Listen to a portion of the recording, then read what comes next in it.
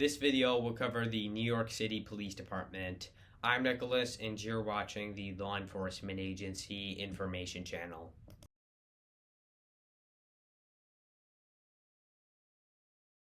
The New York City Police Department, or NYPD for short, is the primary New York City municipal law enforcement agency and falls under the executive branch of the New York City government. The NYPD is the number one largest municipal law enforcement agency in the U.S. With over approximately 55,000 employees. Of course, the vast majority of which, not vast, but majority of which, specifically 36,000, being sworn peace officers. Founded in 1845, the NYPD is also the second oldest municipal law enforcement agency in the U.S., following the Boston Police Department, which is the first oldest. Anyways, the NYPD is responsible for protecting the citizens of New York through the provision of citywide law enforcement and emergency services throughout the city of New York. Before I get into their specific duties, it is important to note that the majority of their duties will revolve around or will involve the enforcement of local and state laws, and as for all municipal law enforcement agencies. But anyways, their duties would include patrolling New York City roads, streets, tunnels, bridges, and waters, I guess. Protecting important New York City municipal buildings, such as the New York City Hall, New York City Public Schools, New York City Public Libraries, New York City Public Museums, etc. And then protecting important New York City municipal officials, such as the Mayor of New York City and Commissioner of the New York City Police Department. And then, of course, finding and apprehending wanted fugitives, investigating local and state crimes within New York City, collaborating with local, state, and federal law enforcement agencies, and much more. In addition to that, the NYPD is also responsible for protecting certain state properties, specifically for which they are granted jurisdiction over. So this would include New York City subways, New York City courthouses, etc. But that is primarily it for their main responsibilities.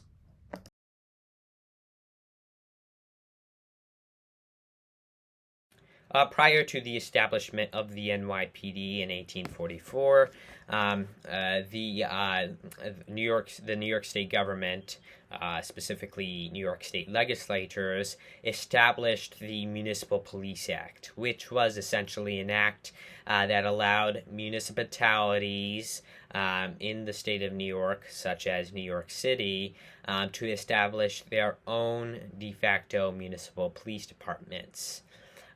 This really played a role, as it was what allowed New York City to establish the NYPD. So while the New York State government wasn't directly responsible for the establishment of the NYPD, it did contribute to it to an extent. But it wasn't founded until a year later in 1845, due to disagreements between New York City municipal officials, particularly the mayor of New York City and New York City councilmen. Anyways, it was eventually established in 1845. Particularly, I believe it was the mayor who established it. It came to some agreement. I believe it was the mayor who played the most significant role in the establishment of the NYPD, but it depends. Anyways, it was essentially founded or established to prevent crime, and at the time, I don't even know how many homicides there were in New York City, but it was very high. The crime rates at the time was very high, and the prior police force, or the prior police force wasn't really a police force, but anyways, it was the New York City Night Watch system, and essentially, it didn't really do its job correctly. It failed to essentially prevent crime correctly, which is why the NYPD was really established. However, it would really change a few years later in I believe around 1854 around 1858. Around then, essentially, the New York State government had essentially changed its mind on allowing municipalities to control their own police force. And this was mostly because the New York State government at the time, pretty sure to this day, was primarily composed of Republicans, and New York City was essentially primarily composed of Democrats.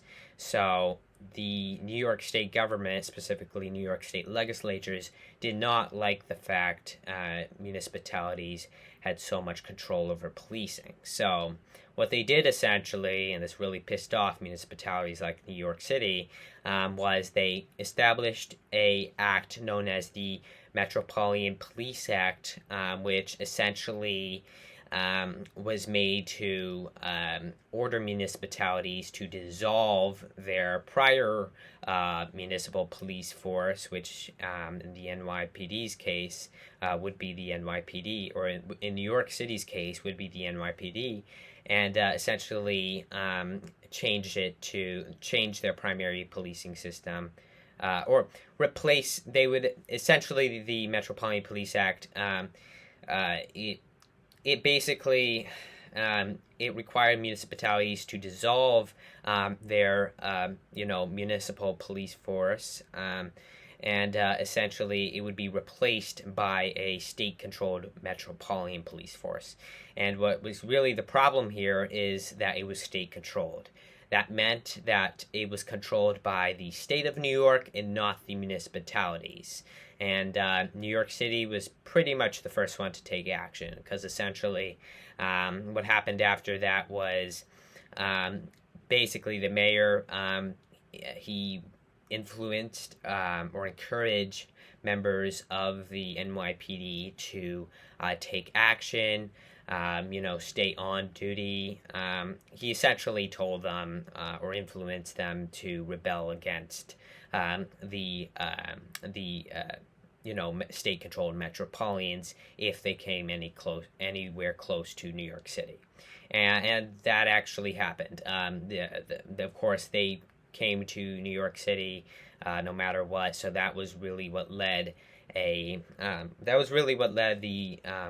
up to the New York City police riots. And essentially, what happened was there were many literal riots between New York City police officers, or NYPD officers, which at the time would be known as the municipals, and the state-controlled metropolitans. Basically they were fighting. Two police forces, I know, crazy, were fighting over control of the city. And essentially, it was chaos. It led to It led to a lot of injuries. It lasted a day. The fights, they took out the fights took all around New York City. But it really ended when the Metropolitan Police Chief, I forgot his name. Yeah, the Metropolitan Police Chief. Anyways, he put out a arrest warrant for the mayor of New York City, essentially for essentially for influencing an insurrection. Not so much of an insurrection, but more of a riot. And anyways, this really pissed off the municipals who were, to make it clear, on the mayor's side. And anyways, what they did was they came to the Metropolitan Police Department, Metropolitan Police Department's headquarters, and basically took out their chief. Of course, this made the other Metropolitans, very furious. So what they did was they essentially continued the arrest warrant established by their chief and went straight to the city hall, the New York City Hall, for which the mayor was located at, and attempted to carry out their prior chief's arrest warrant. But the problem was that once they got to the city hall, there was literally a mob of over 800. I believe it was. I think it was 800. Over 800 municipals basically guarding the city hall, preventing the Metropolitans from coming in. And of course, this led to strong riots between them, but there isn't really a quite winner. There isn't really a per se winner, because essentially, while the Metropolitans, there were only 300 Metropolitans, but there were 800 municipals. So what essentially happened was the riots eventually led to a temporary stop when the Metropolitans ran out of other officers, because essentially the municipals force the 800 municipals basically took out the majority of Metropolitans. And anyways, but luckily for the Metropolitans, the New York State National Guard, I forgot which regiment, but essentially they arrived and they assisted the Metropolitans taking down all the municipals. And essentially, of course, the National Guard, the state-controlled National Guard, they would be on the Metropolitan side, because both the Metropolitans and the National Guard were controlled by the state of New York, and therefore they were on the same sides. But anyways, this allowed the Metropolitans, the very few Metropolitans left, to take down the mayor of New York City and arrest him. Essentially, the mayor, when he appeared up to court, they didn't charge him, but they did, because I mean there wasn't that much to charge him with. But anyways, essentially they instead of charging him, they forced him to take down the municipal police force. Essentially, of course, he had to do it, and he didn't want to go to jail. But so he took it down. So basically, from then on, of course, there were some riots after that, but this was known as the New York City Police Riots.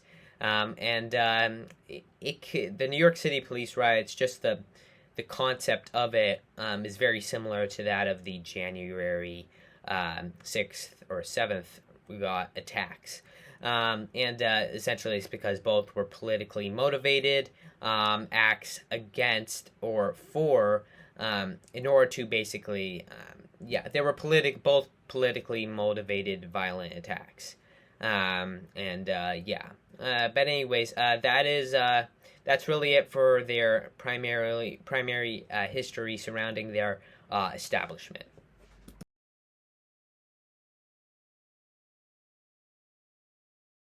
The NYPD officially changed its name from the New York Metropolitan Police to the NYPD in around 1898, which was also around the time that the NYPD was transferred to the authority of the City of New York, for which it remains today. But it has gone through significant changes throughout its history. For example, in the 1990s, late 1990s, specifically between 1995 and 1998, the New York City Transit Police, New York City Housing Authority Police, New York City Department of Transportation, Traffic Operations Bureau, and the New York City Department of Education, School Safety Division, were all transferred to the authority of the NYPD, or in other words, were merged with the NYPD. So nowadays, those agencies or those former police forces are now divisions of the NYPD. Yeah, and it will most likely continue going through changes in the future. So, yeah.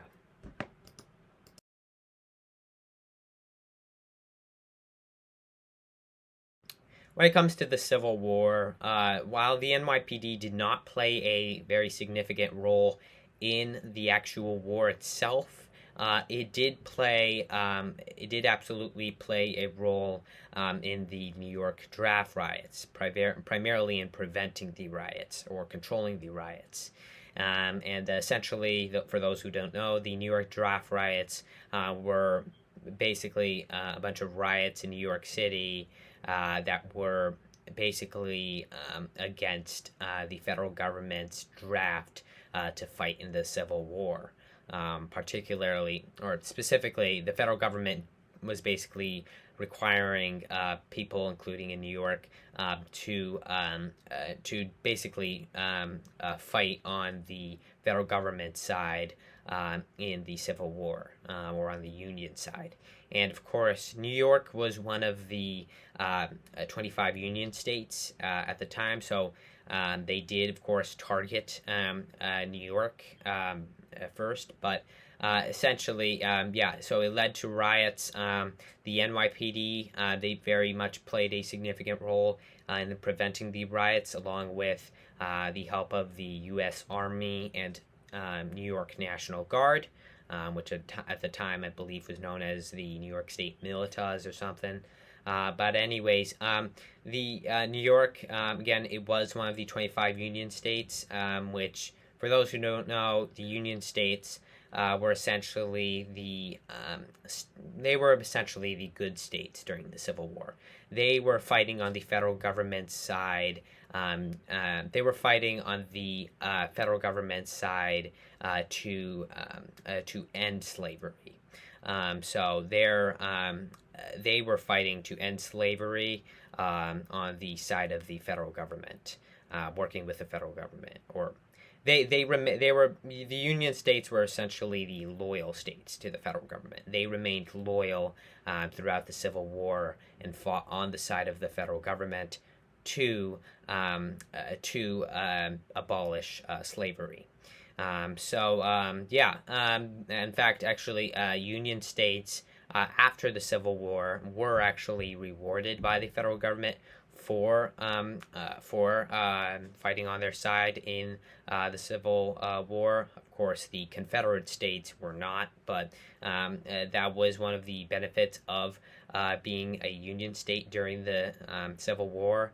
Of course, you were also it was also yeah, it essentially yeah. So they're by fighting on the side of the federal government or on the Union side during the Civil War, New York was basically given funds by the federal government. Yeah, that's primarily it. Yeah.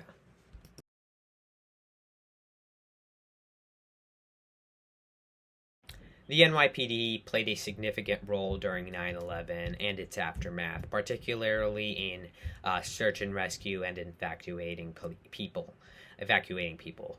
Hundreds, if not thousands, if not actually tens of thousands of NYPD officers responded, helping doing things like evacuate people, render aid to wounded individuals, and even help lost children.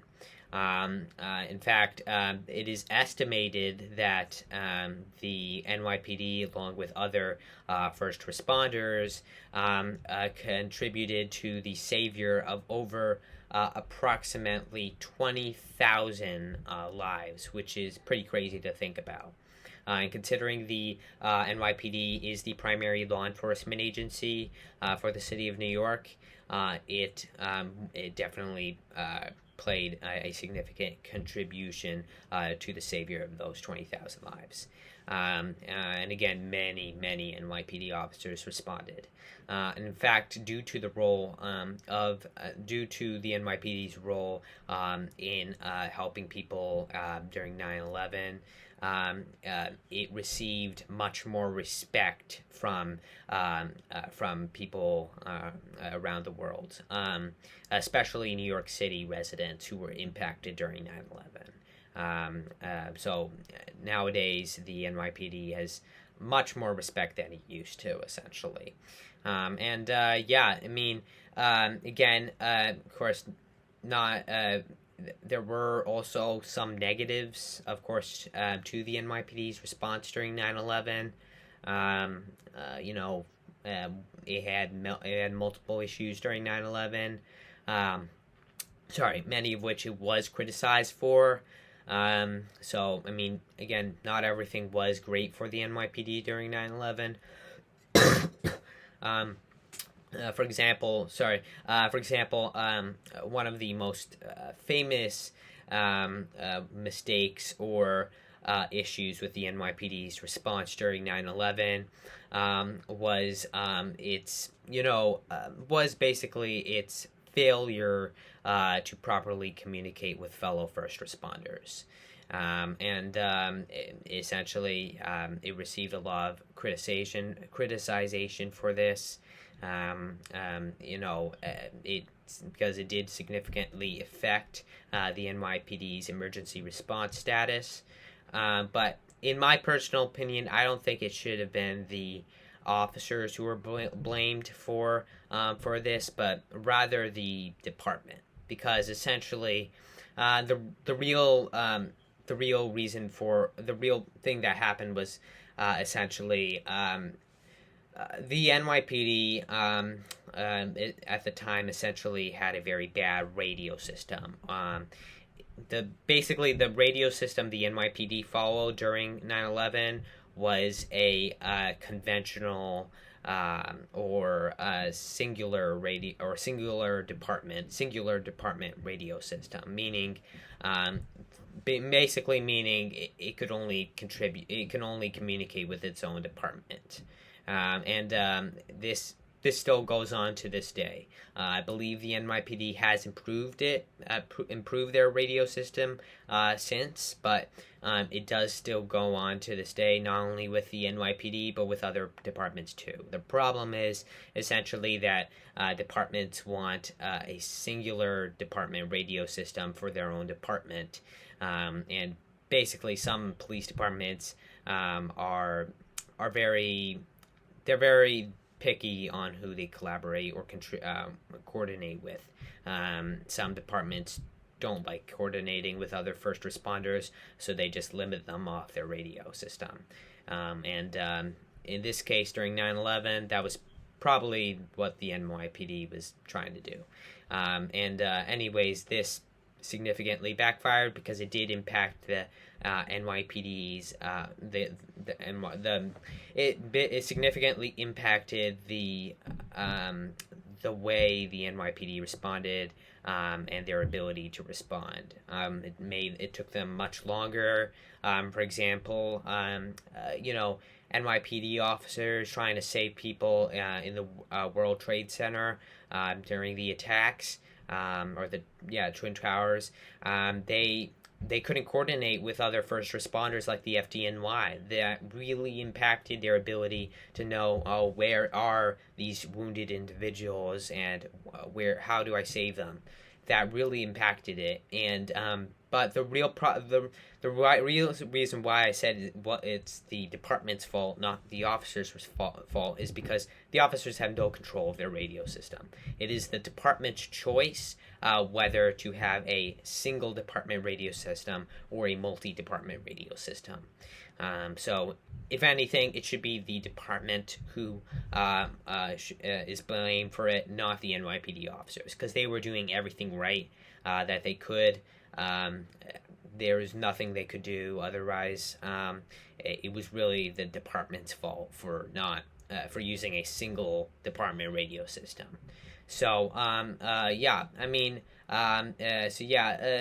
with that being said, it is most recognized that the NYPD played a very positive effect, or contributed a very positive effect during 9/11, even if it had some mistakes. That is really it for that. Yeah.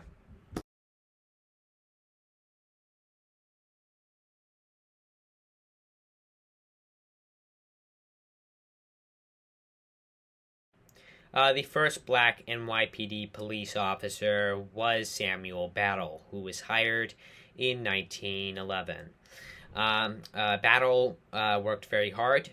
He rose through the ranks from a patrol officer to a sergeant, all the way up to a parole commissioner, which is pretty impressive. Most NYPD